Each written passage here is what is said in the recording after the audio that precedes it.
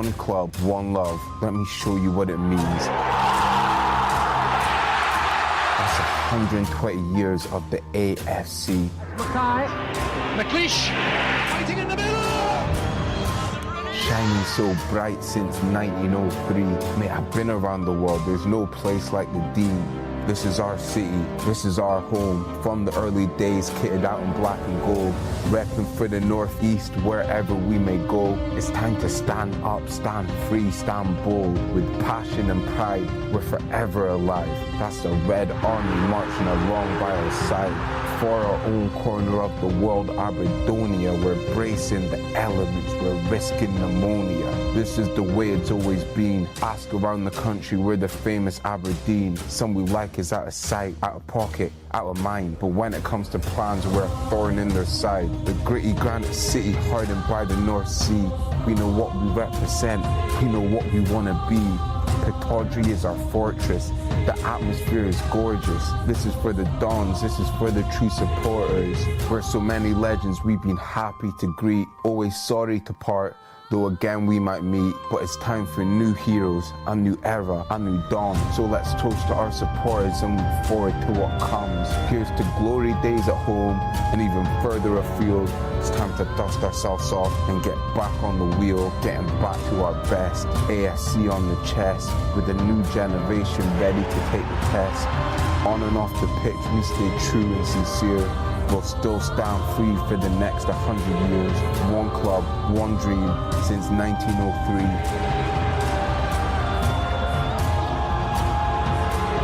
We are the famous Aberdeen.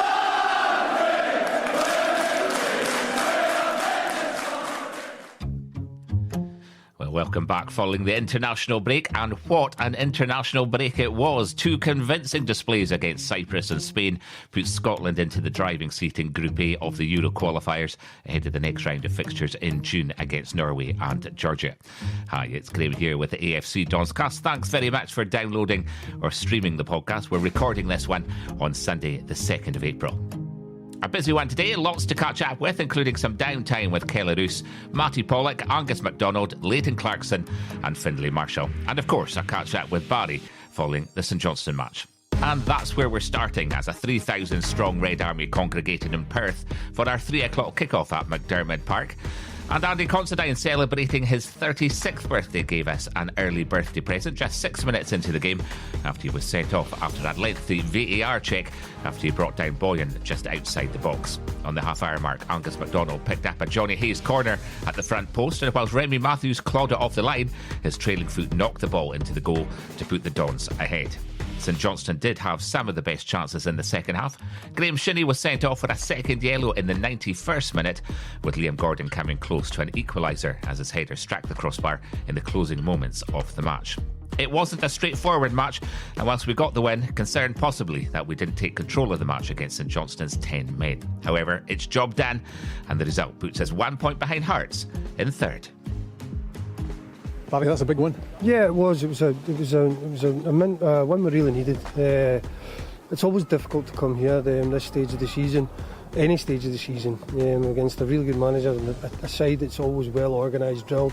The pitch doesn't help either. Both teams, that is. It's not just us. When we want to play and we want to transition quick. But I think the remit to the players was come down here, get the 3 points, get the job done, and now we get back up the road. We get heads down. We keep working. I'm allowed to mention the league table. That's you a point away from third place now. Oh, I've not seen any of that yet. I've not had a chance to. I've just come out here and done the press. But Hearts and Hibs both lost. Okay, well, we just need. Well, that's even more important. We got the results. So I'm not focusing on them. I'm focusing on us. I think we could have been a bit sharper in front of goal. I think when you watch the game today, you could. I think St Johnstone didn't have the same internationals that we had away, and I think you saw. We just got 3 of our players back yesterday to train. You could see it, and it was a bit of our fluency wasn't quite there. But credit to them, they were flying back for all different sorts of countries. They looked a bit leggy at times, so we tried to freshen up the top end of the pitch. But for me, the main focus was to get 3 points at this stage of the season, and I thought we did that. You need a good goalkeeper. You've got more than one good goalkeeper. Kelle was outstanding today, and saves at the start and right at the finish were absolutely crucial, weren't they? Yeah, I think you're always going to get tested, especially set plays here against St Johnstone. I thought we stood up to it well. We spoke about through the week that a set play could win this game, and it did.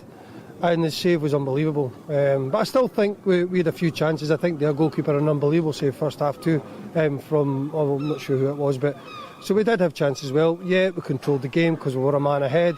I never felt under any real pressure, maybe till the last 5-10 minutes when St Johnstone had to come out and have a goal. But the remit was what we spoke about all week, especially because we've not had all the players the last few weeks. You could see that in us was you come down here. And this is for any of us, for all the players to know, we always said that when you come down here, you've got to come down and get the 3 points, and that's what we did. Disappointing for Graham Shinney to get a red card at the end there. Yeah, it's not a red card, we all know that. And now we need to go into the next game, so we are punished just because the referee runs over and throws a red card up. Is it a foul? Yeah, OK, we're all right with that. Graham's, there wasn't any malice in it. I just think it's ridiculous. It just puzzles me, and I think now we lose our captain for the next game just because of that decision. So that's where we're at, and I'm frustrated with that. But we got the job done. I would ask you about getting the job till the end of the season, but you probably won't want to talk about that either. But what you will want to talk about is the momentum that you've got going for you in the team at the moment. That's 5 wins from the 7 games since you've taken charge. Yeah, and it's not always going to be pretty at this stage of the season. The biggest pleasing fact, I knew this was a tough game. I knew we were coming down to a tough game. I knew we've had all these boys away in international duty. I knew we really couldn't work as a cohesive unit for the 2 weeks. I knew we couldn't really work on the things that we wanted to work on. And I knew it was just to come down here and make sure that we kept a clean sheet. Now, we've lost too many goals this season, but we're starting to keep clean sheets, right? And then we can do that and we start scoring at the other end, which we've been doing. We still look a threat. There were still times today we looked a real good threat as well, and 3 points was all we asked for. We came down and we got the job done, so let's move on. It's about finding different ways of winning, isn't it? Sometimes even when you're maybe not at 100% performance, but you get the 3 points. Yeah, you hit the nail on the head there. I've seen us come down here and have terrific games and lose. I don't think we were poor today. I think we were in control. I thought they came at us a wee bit at the last 10 minutes. Kelle made a great save, but their goal made a great save. So we got the goal on the set play. We knew it'd be important today, and we got the 3 points. Well done, Barry. Thanks, Rob. Thank you. Catch live audio and video of our next match only on Red TV. Subscribe now for full matchday coverage, replays, highlights and all the goals, exclusive interviews and behind the scenes content. Sign up now at redtv.afc.co.uk. The best of the action only on Red TV. Costello Jones. Thank you. You can't stay here. I promise you, I will write us out of here. No, don't promise, just try. Florian Selby's back in the free world. God help us all. Come with me. This is insane. Do you really think things could be any different? I will make Iris proud. I've got to hand it to you. You don't die easy. First hardcover, Sunday Times bestseller, and then Richard and Judy's book club.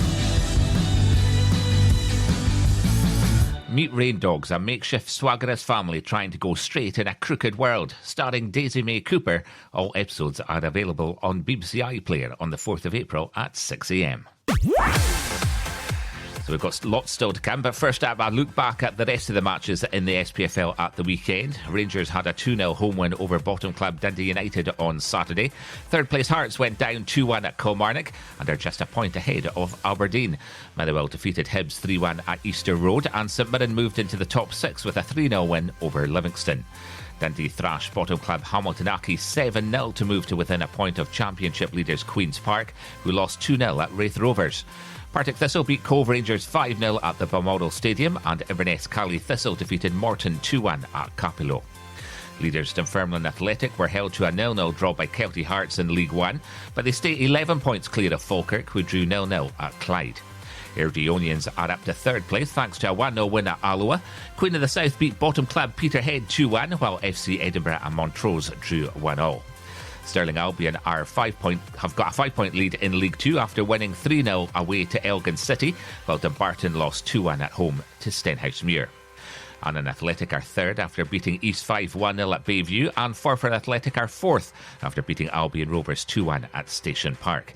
Bonnyrigg Rose defeated Stranraer 1-0 at New Dundas Park, and on Sunday, Celtic restored their 9-point lead at the top of the Premiership with a 2-0 win against Ross County in Dingwall.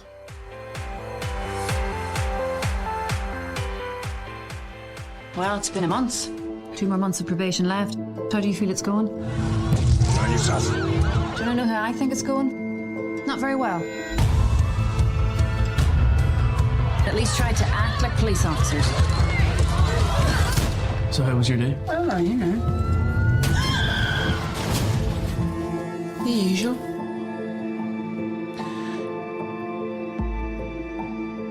In Belfast, 3 PSNI recruits fight against criminal gangs, undercover agents, their own communities and even their own police force.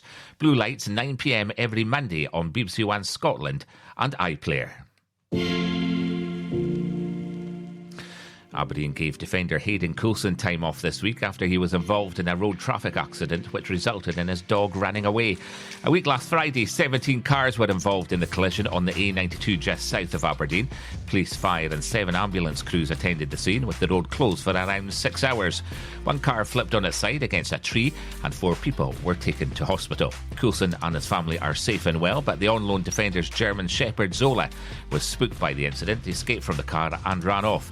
It has led to a week-long search, with drivers advised to be alert while driving in the area. Graham Shinney said the squad had rallied around their teammate and urged anyone who sees the dog to get in touch with members of the public, told to contact the admins of the Fubar News Lost and Founds Pets Facebook page. Aberdeen announced late last week that Barry Robson will remain manager of the club until the end of this season, with Steve Agnew also continuing in his post as assistant to support Barry in his role. Barry has also strengthened his backroom staff with the addition of Liam Fox as first-team coach. The 39-year-old will join initially until the end of the season. Fox's role will see him working with Barry and Steve Agnew with the first-team squad and calling upon his player development experience. He'll also support the pathway for young players to the first team. It's been a good week for Barry after he was named Premiership Manager of the Month after reviving the club's fortunes in recent weeks. The Dons have won 5 of our last 6 matches, including March victories over Dundee United, that was 3-1, and Hearts a 3-0 to climb to 4th in the table. During the international break, Angus MacDonald and Mattie Pollock joined Red TV at Legends to play some darts and chat about their few months at the Dons. Here they are with Cami.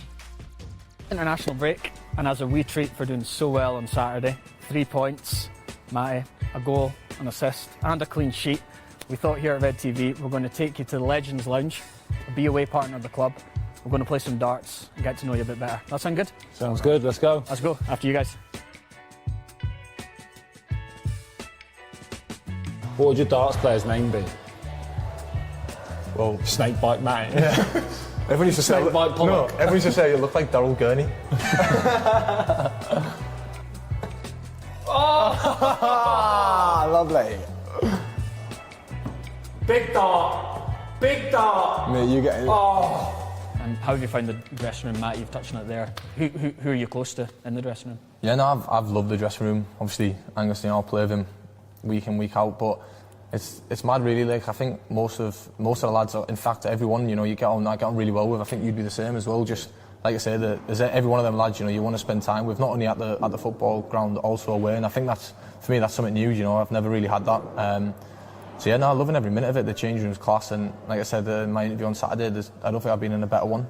Good. Who are the characters, Angus, in the dressing room that you found? You've obviously got Johnny Hayes. Joe Lewis, I think we come in the other morning shaving his hair off. That was a bit strange yesterday, wasn't it? Yeah, but no, they're all good characters. It's different coming into a change room where there's no bad eggs. You don't really get that a lot in football, so it's refreshing to come into a group that you get on with everyone gets on with everyone. So I've loved it. I've loved every second of it. Like I say, we've had a really, really good group.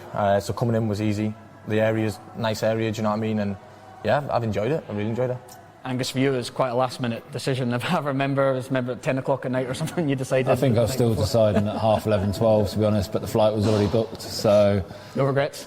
No regrets at all. It was never a tough decision career-wise. It was just, partner's pregnant, lifestyle's all, it's changing. But it was something that I couldn't turn down. I didn't want to turn down. So I'm so glad I made the decision to come. Yeah.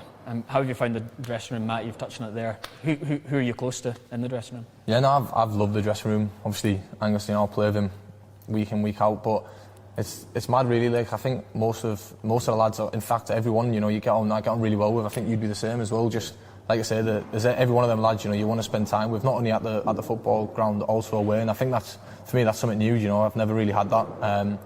So yeah, no, I'm loving every minute of it. The change room's class, and like I said in my interview on Saturday, I don't think I've been in a better one. I think from the first day I come in anyway, I think we had the conversation because, I probably got chucked in the deep end as much as you did playing that St Mirren game, and it was like, right, they're conceding goals, let's stop that, get back to basics sort of thing, and we both sort of knew what I wanted from Matty, what Matty wanted from me sort of thing, and we had that conversation before we went into the St Mirren game, and it's just grew with confidence since then.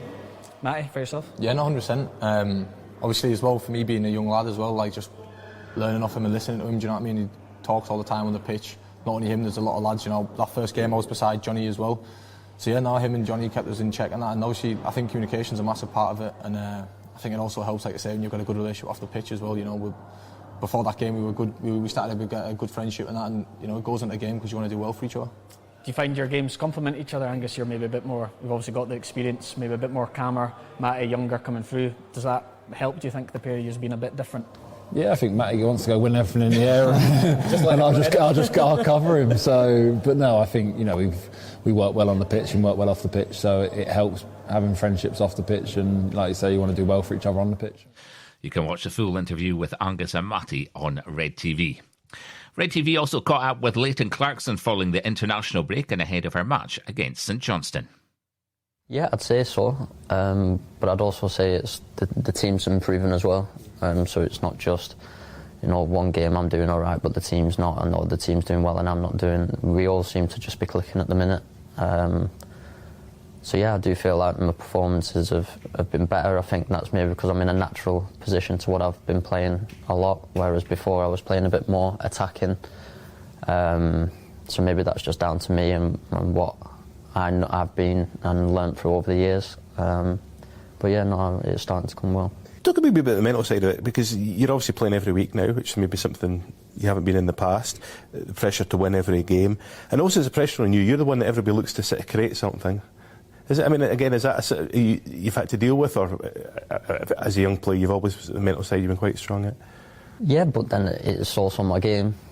I've been doing it since I was younger. I'm always wanting to try and play forward first before, backwards and sideways. And it's just in the team now we're starting to play forward a lot more as well, which is better for me because I always want the ball forward. And you might have noticed against the likes of Hearts and teams we played recently, we've been getting the ball up to the two strikers a lot quicker, with a lot more technique involved and stuff like this. Because when you've got Bojan and Duke up top, then you need to be feeding them all the time to get the goals, and we know that with limited chances they can put them away and we can win games from that. And Kelle Roos also talked about being back between the sticks following his recent injury. Here he is with Cami. Kelle, a couple of days on after Saturday's victory, how do you reflect on that one? Yeah, good. I think it was a very good performance from the boys all round. For me, on a personal note, brilliant to be back. Wasn't to come back with a clean-o, so happy days. I was going to say it must have been great for you to come back into the starting 11 and to have that clean sheet. It must give you so much confidence going forward as well. Yeah, I think the last 8 weeks or so after the Hampden game, obviously fell injured. It was a painful one. At first we hoped it wasn't that bad, but it took a bit longer. And then at the end of the day we managed to do it very quickly, so happy to be back after hard work. It's nice to get the rewards. Was it a frustrating time for you? Because I know you'd come into the team and you'd establish yourself as number one to then go pick up that injury. Was it quite a frustrating couple of months? Yeah, I think injuries never come at a good time. So in this case, I think it's no different than normal. Yeah, it was frustrated, but also I think I managed to keep my head down and work and just try to come back as quick as possible. And I felt that I could affect that, so that's what I did and focused on. Aberdeen under-18s returned to winning ways on Friday night with a good win in Paisley against St Mirren, where Adam Emsley grabbed a double and Alfie Babbage chipped in with one of his best goal efforts yet. The Young Dons returned to action following an international break which saw Dylan Lobban away with Scotland under-17s. Brendan Hamilton met up with the Northern Ireland under-17 squad, which took on both Denmark and England. Alfie Babbage missed out on joining Dylan in representing his country, this time due to injury, but the young hitman was able to recover in time to make and start the visit to Paisley. Findlay Murray opened the scoring for the Dons and Alfie scored on the stroke of half-time to make it 2-0. Adding to Emsley's double in the second half, Fletcher Boyd scored in the 88th minute to make it 5-1. And making a name for himself in the under-18s is Findlay Marshall. He talks about a typical day for the Young Dons. So we'll come in 8:30 in the morning and then we'll get our kit on, go have breakfast, and then we go into the gym. Well, we hand our phones in every morning and then we go into the gym about 9:15 and then we'll do whatever session. Usually on Monday's legs and then the rest upper body. And then we've all got specific jobs, so me, Bless and Milos, we have to pump the balls and clean the balls every day. So we do that in the morning as well. And then we'll obviously go out to train and so will the first team. We come back in, have lunch, and then we'll go clean boots. We've all got specific players, it's like linked to positions. So. And then we'll either go in the gym in the afternoon or train again. Okay, key question, whose boots do you clean? Leighton Clarkson, Rama's and Hannah's.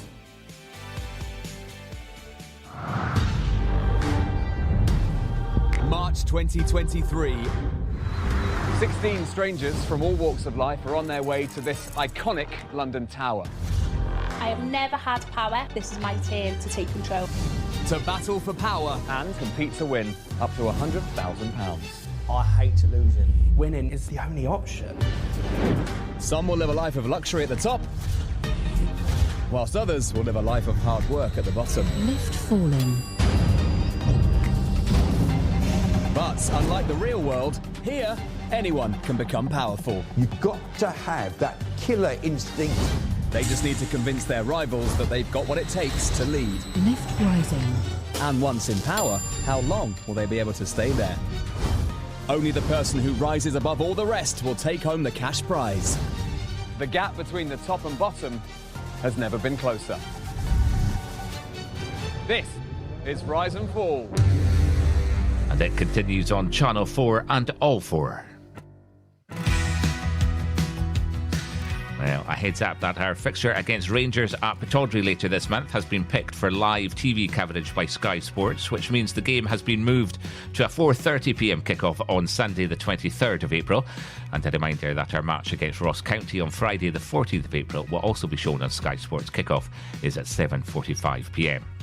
Before that, though, we have a home fixture against Kilmarnock at Pittodrie this Saturday. Kickoff is at 3pm. Tickets are still on sale for this match, which you can purchase at afc.co.uk/e-tickets or at the ticket office itself. And if you can't make it to the match, you can watch it live on Red TV International, audio only in the UK and Ireland. Join Rob McLean from 2:45pm. The other matches this weekend sees an early kick-off on Saturday between Celtic and Rangers at 12:30pm. Then it's Hearts versus St Mirren, Motherwell versus Livingston and St Johnstone versus Ross County, all 3 o'clock kick-offs. And on Sunday, a midday kick-off between Dundee United and Hibs. And don't forget, Aberdeen season tickets are now on sale for next season. The deadline for spreading your payment over 10 months is on Friday the 21st of April, so make sure you sign up before then. I'll be back sometime between next Sunday and Tuesday, Easter weekend getting in the way, but as ever, I'll be on the Inverness Reds website and all podcast platforms when available. Have a great week, and I'll see you back here next week with all the latest. Till then, thanks for listening, and stand free.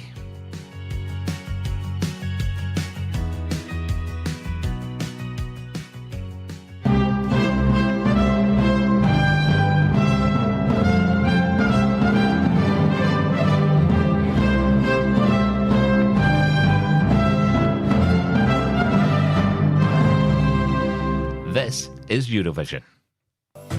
You might have already heard, but this year the Eurovision Song Contest is in Liverpool. We are hosting it on behalf of Ukraine, and that has inspired us to be more ambitious than ever. So, what can you look forward to when the world's biggest celebration of singing lands on the banks of the Mersey? Well, behind me, 37 nations from across the world will compete in 9 shows to be crowned champion. The grand final on the 13th of May will be watched live by 160 million people. But tickets for that sold out in just 90 minutes. But fear not, that is just the tip of the iceberg for what the team have planned here in Liverpool. Eurovision will take over the entire city for 2 whole weeks. Where we're standing now, the pier head will be transformed into the official Eurovision Village, a 15,000 capacity fan zone for anybody that loves music. Over 18 days, we'll have 75 hours of live performances, great experience, food and drink, and a special boulevard celebrating the best of Ukraine. You'll get to see some big names, some emerging stars, some unique live shows, and famous faces doing extraordinary things, as well as being a part of the city's biggest outdoor viewing party for the semi-finals and the Eurovision Grand Final. But if that's not enough and you want full Eurovision immersion, you need to head to the Eurozone. During Eurovision, the Baltic Triangle will become the Eurozone, and behind me is the official Eurovision nightclub, Camp and Furnace. So if back-to-back Eurovision hits is your thing, then this is the place to be. As one of the best nights out in Liverpool, we are sure this is going to be the place to come after dark, whether this is your first experience at Eurovision or you're an old hat. But what if you don't like clubbing? We've got you covered. Euro Festival is an extraordinary 2-week cultural festival. 24 brand new artistic commissions, 19 of them collaborations between UK and Ukrainian artists. Just here inside of this building, artists are designing costumes for the parade, rehearsing with Ukrainian musicians for a spectacular one-off show, whilst also preparing for the Ukrainian opera. But as well as world-class art, we must remember to welcome the world properly. To kickstart Eurovision Week, on Sunday the 7th of May, right here on St George's Plateau, we'll play host to the National Lottery's Big Eurovision Welcome. This free spectacular will see tens of thousands of people treated to an outdoor show, the likes of which we haven't seen since the opening of the capital of culture. Music, lights, performance, and some amazing surprises. This is how you do a proper Eurovision welcome. Not that we have to worry about that in this city.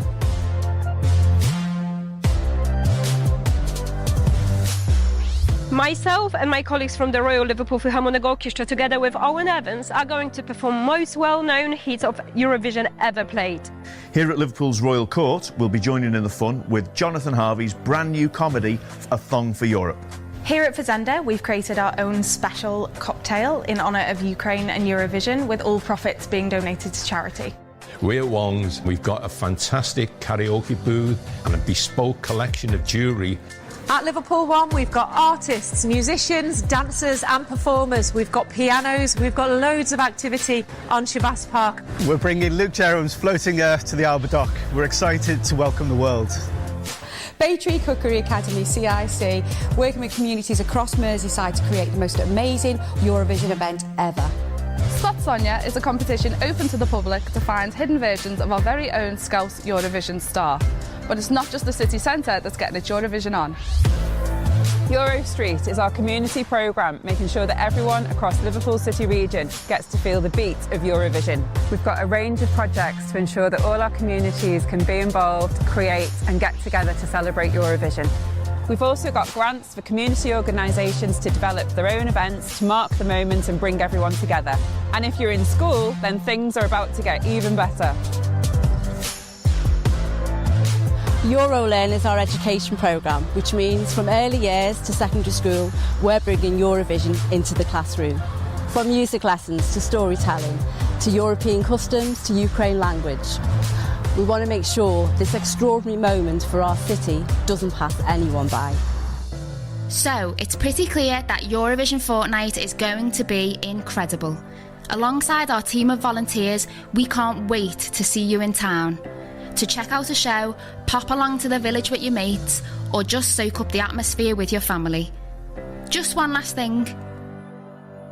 Do you know what you're wearing?